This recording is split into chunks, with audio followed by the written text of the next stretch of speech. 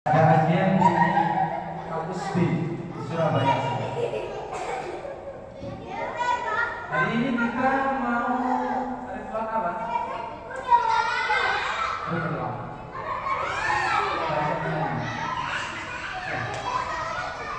Hari ini kita mau baca apa? Siapa yang tahu? Hari ini kita akan baca tentang Ashabul Kahfi. Ada yang tahu? Ashabul Kahfi itu 9 atau lebih dari 9 pemuda yang menyelamatkan diri, yang lari dari kaumnya yang memaksa mereka untuk kafir, untuk menyembah selain Allah Subhanahu wa Ta'ala. Semuanya pemuda.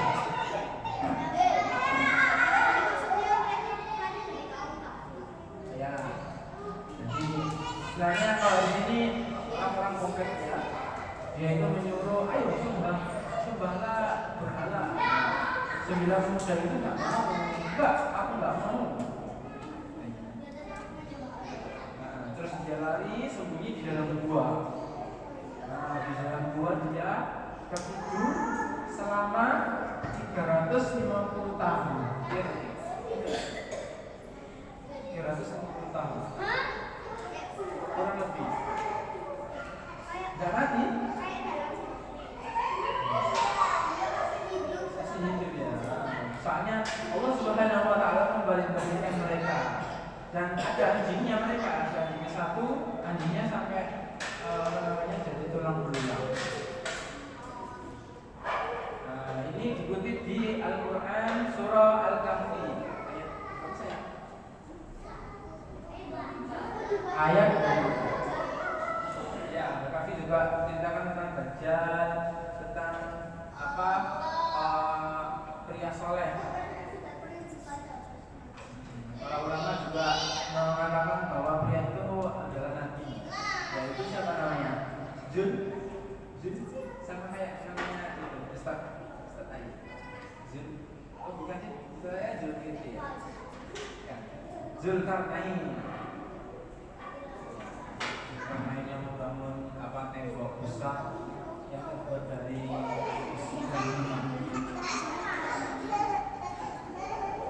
Tidak. Oke, baik. Dilanjut sama Maya.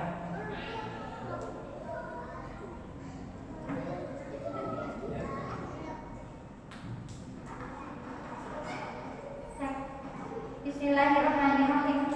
Assalamualaikum warahmatullahi wabarakatuh. Waalaikumsalam warahmatullahi. Kok gak ada suaranya? Coba sini lagi. Assalamualaikum warahmatullahi wabarakatuh. Ini diputar. Oh itu diputar. Jadi bisa diputar. Coba. Nanti kita akan download. Bisa bertemu kembali atas izin Allah. Insyaallah hari ini kita akan anak-anak akan menyimak kisahnya Ashabul Kahfi. Sudah pernah dengar? Sudah pernah. Masya Allah. Kisahnya ini ada di dalam Al-Quran surah Al-Kahfi